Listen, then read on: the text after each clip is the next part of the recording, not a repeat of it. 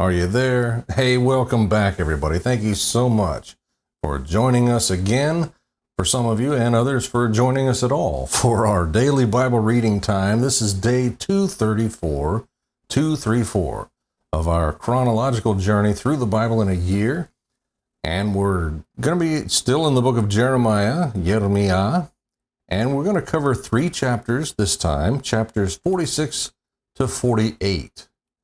So let's all get comfortable here, settle in, and let's begin right here with chapter 46, Prophecies Against the Nations. This is the word of the Lord that came to the prophet Jeremiah about the nations. Prophecies against Egypt. About Egypt and the army of Pharaoh Necho, Egypt's king, which was defeated at Carchemish on the Euphrates River by King Nebuchadnezzar of Babel, in the 4th year of Judah's king, Jehoiakim, son of Josiah. Deploy small shields and large. Approach for battle. Harness the horses. Mount the steeds. Take your positions with helmets on. Polish the lances. Put on armor. Why have I seen this? They are terrified. They are retreating. Their warriors are crushed. They flee headlong. They never look back. Terror is on every side. This is the Lord's declaration. The swift cannot flee, and the warrior cannot escape. In the north, by the bank of the Euphrates River, they stumble and fall.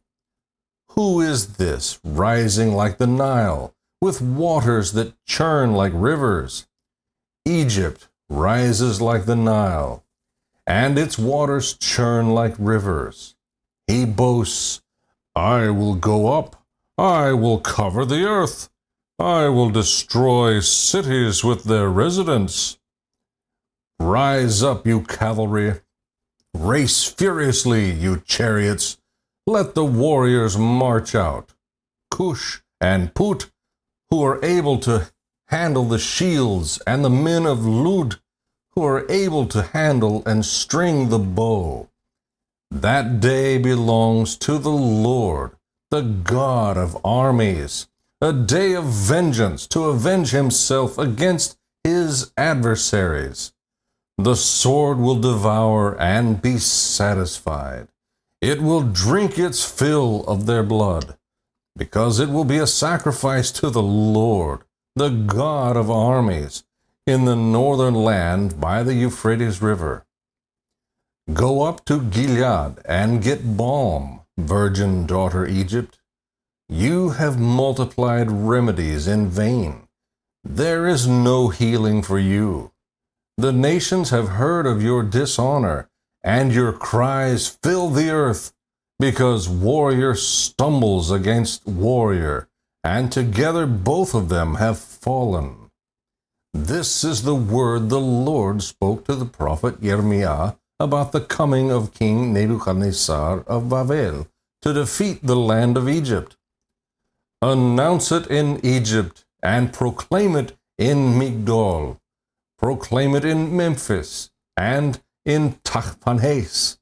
Say, take positions, prepare yourself, for the sword devours all around you. Why have you strong ones been swept away? Each has not stood, for the Lord has thrust him down. He continues to stumble. Indeed, each falls over the other. They say, get up, let's return to our people and to our native land, away from the oppressor's sword. There they will cry out, Pharaoh, king of Egypt, was all noise. He let the opportune moment pass. As I live, this is the king's declaration. The Lord of armies is his name. The king of Babel will come like Tabor among the mountains, and like Carmel by the sea. Get your bags ready for exile, inhabitant of daughter Egypt, for Memphis will become a desolation, uninhabited ruins. Egypt is a beautiful young cow, but a horsefly from the north is coming against her. Even her mercenaries among her are like stall-fed calves. They too will turn back. Together they will flee. They will not take their stand. For the day of their calamity is coming on them, the time of their punishment. Egypt will hiss like a slithering snake. For the enemy will come with an army. With axes they will come against her like those who cut trees. They will cut down her forest. This is the Lord's declaration. Though it is dense, for they are more numerous than locusts, they cannot be counted. Daughter Egypt will be put to shame, handed over to a northern people. The Lord of armies, the God of Israel, says, I am about to punish Ammon, god of No, or Thebes, along with Pharaoh, Egypt, her gods, and her kings, Pharaoh and those trusting in him. I will hand them over to those who intend to take their lives, to King Nebuchadnezzar of Babel and his officers. But after this, Egypt will be inhabited again, as in ancient times. This is the Lord's declaration. Reassurance for Israel. But you, my servant Jacob, do not be afraid, and do not be discouraged, Israel. For without fail I will save you from far away, and your descendants from the land of their captivity. Jacob will return and have calm and quiet, with no one to frighten him. And you, my servant Jacob, do not be afraid. This is the Lord's declaration. For I will be with you. I will bring destruction on all the nations where I have banished you. But I will not bring destruction on you. I will discipline you with justice, and I will by no means leave you unpunished. Prophecies against the Philistines, chapter 47. This is the word of the Lord that came to the prophet Jeremiah about the Philistines before Pharaoh defeated Gaza. This is what the Lord says. Look, water is rising from the north and becoming an overflowing wadi. It will overflow the land and everything in it, the cities and their inhabitants. The people will cry out, and every inhabitant of the land will wail. At the sound of the stomping hooves of his stallions, the rumbling of his chariots, and the clatter of their wheels, fathers will not turn back for their sons. They will be utterly helpless on account of the day that is coming to destroy all the Philistines, to cut off from Tsur and Sidon every remaining ally. Indeed, the Lord is about to destroy the Philistines, the remnant of the coastland of Kaftor. Baldness is coming to Gaza. Ashkelon will become silent. Remnant of their valley, how long will you gash yourself? O sword of the Lord, how long will you be restless? Go back to your sheath. Be still. Be silent. How can it rest when the Lord has given it a command? He has assigned it against Ashkelon and the shore of the sea. Prophecies against Moab, chapter 48. About Moab, this is what the Lord of armies, the God of Israel, says. Woe to Nebo, because it is about to be destroyed. Kiriataim will be put to shame. It will be taken captive. The fortress will be put to shame and dismayed. There is no longer praise for Moab. They plan harm against her in Heshbon. Come, let's cut her off from nationhood. Also, madmen, you will be silenced. The sword will follow you. A voice cries out from Horonaim, devastation and a crushing blow. Moab will be shattered. Her little ones will cry out. For on the ascent to Luhit, they will be weeping continually, and on the desert to Horonaim will be heard cries of distress over the destruction. Flee, save your lives, be like a juniper bush in the wilderness. Because you trust in your works and treasures, you will be captured also. Chemosh will go into exile with his priests and officials. The destroyer will move against every town. Not one town will escape. The valley will perish, and the plain will be annihilated, as the Lord has said. Make Moab a salt marsh, for she will run away. Her towns will become a desolation without inhabitant. The one who does the Lord's business deceitfully is cursed, and the one who withholds his sword from bloodshed is cursed. Moab has been left quiet since his youth, settled like wine on its dregs. He hasn't been poured from one container to another or gone into exile. So his taste has remained the same, and his aroma hasn't changed. Therefore, look, the days are coming. This is the Lord's declaration, when I will send pourers to him who will pour him out. They will empty his containers and smash his jars.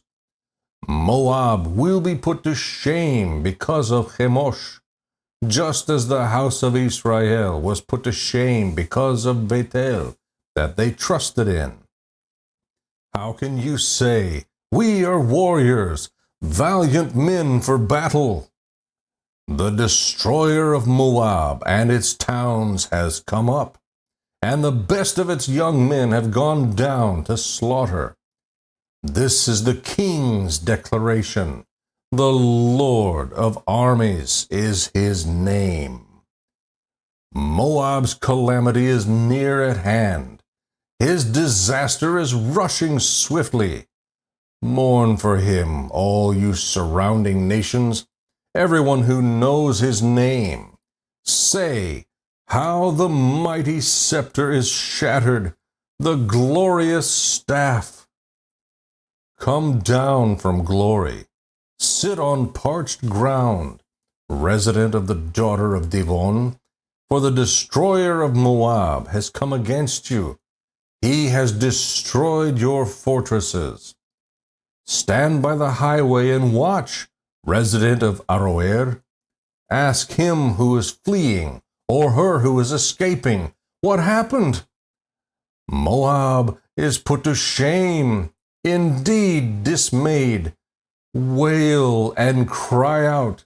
Declare by the Arnon that Moab is destroyed. Judgment has come to the land of the plateau, to Holon, Yachatz, Mefaat, Divon, Nebo, Beit Diblatayim, Kiriatayim, Beit Gamul, Beit Meon, Kiriot, Botzra, and all the towns of the land of Moab, those far and near. Moab's horn is chopped off. His arm is shattered. This is the Lord's declaration. Make him drunk, because he has exalted himself against the Lord. Moab will wallow in his own vomit, and he will also become a laughing stock. Wasn't Israel a laughing stock to you? Was he ever found among thieves? For whenever you speak of him, you shake your head. Abandon the towns, live in the cliffs, residents of Moab. Be like a dove that nests inside the mouth of a cave. We have heard of Moab's pride, great pride indeed. His insolence, arrogance, pride, and haughty heart. I know his outburst. This is the Lord's declaration. It is empty. His boast is empty. Therefore I will wail over Moab. I will cry out for Moab, all of it. He will moan for the men of Kir-Heres. I will weep for you, vine of Sibmah, and with more than the weeping for Yaser. Your tendrils have extended to the sea. They have reached to the sea and to Yazer. The destroyer has fallen on your summer fruit and grape harvest. Gladness and celebration are taken from the fertile field and from the land of Moab. I have stopped the flow of wine from the winepresses. No one will tread with shouts of joy. The shouting is not a shout of joy. There is a cry from Heshbon to El Aleh. They make their voices heard as far as Yahatz, from Zoar to Horonaim and Eglat Shleshia, because even the waters of Nimrim have become desolate. In Moab I will stop. This is the Lord's declaration, the one who offers sacrifices on the high place and burns incense to his gods. Therefore my heart moans like flutes for Moab, and my heart moans like flutes for the people of Kir-Heres. And therefore would the wealth he has gained has perished. Indeed, every head is bald, and every beard is chopped short. On every hand is a gash, and sackcloth around the waist. On all the rooftops of Moab, and in her public squares, everyone is mourning, because I have shattered Moab like a jar no one wants. This is the Lord's declaration. How broken it is! They wail. How Moab has turned his back. He is ashamed. Moab will become a laughing stock and a shock to all those around him. For this is what the Lord says. Look, he will swoop down like an eagle and spread his wings against Moab. The towns have been captured and the strongholds seized. In that day, the heart of Moab's warriors will be like the heart of a woman with contractions.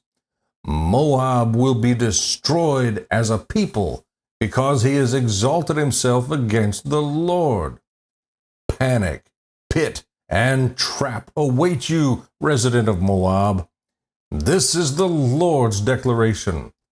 He who flees from the panic will fall in the pit, and he who climbs from the pit will be captured in the trap. For I will bring against Moab the year of their punishment.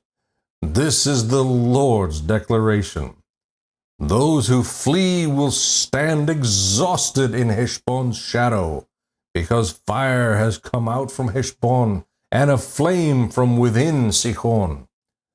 It will devour Moab's forehead and the skull of the noisemakers.